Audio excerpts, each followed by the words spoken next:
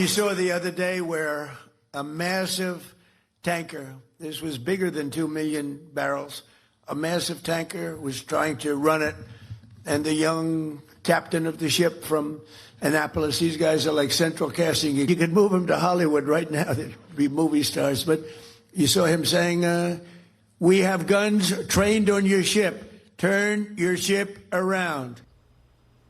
President Trump there praising the U.S. Navy's blockade of Iranian ports. CENTCOM video released this week showing that blockade in action with U.S. forces boarding a tanker that was trying to escape the blockade and sail past them. As Alex Hogan reported earlier, CENTCOM says 48 ships have been redirected over the last 20 days.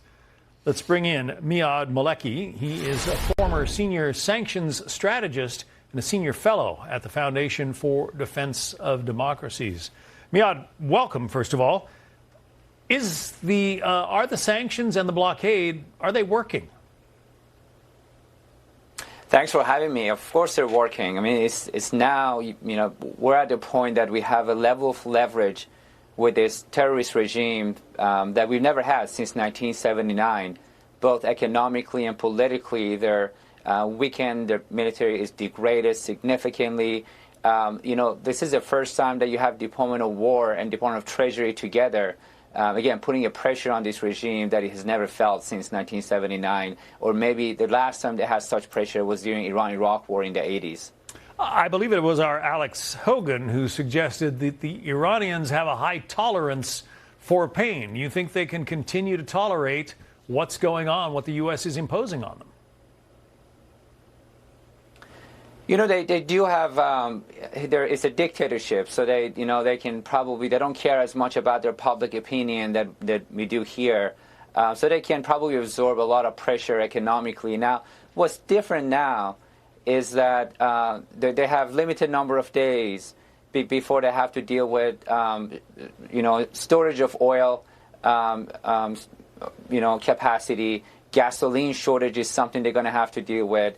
They have shut down their internet for now over 50 days out of fear of domestic uprising.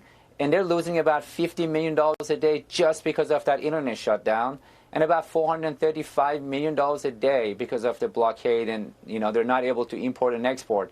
So they might be able to continue in a matter of days and weeks, but I don't think they can continue to stay in this kind of situation more than a month or two. They're really look, January they had to kill over 40,000 protesters to calm things down, and that was a result of their failing economy, the economy that has fully collapsed. Now things are way worse for them after the war. So blockade is a completely different story for the regime right now. So much of the economic activity in Iran is essentially owned by the Republican Guard. We have figures from your group, the Foundation, that says $435 million a day is the estimated cost, as you said.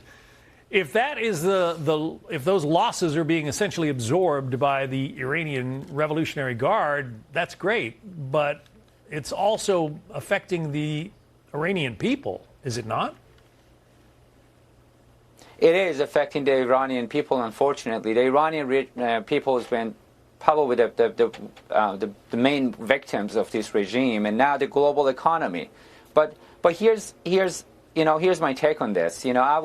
I would say that the effect of Strait of Hormuz, closure of the Strait of Hormuz, and the current situation on global economy is really a delayed invoice for the past appeasements that the Iranian regime received from previous U.S. administrations and the European leaders.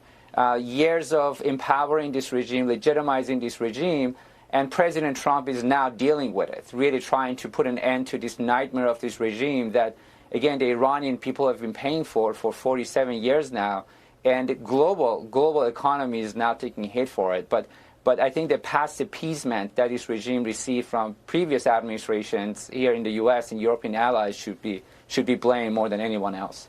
All right. Miad Maleki, good to talk to you. Thanks very much. Thanks, sir.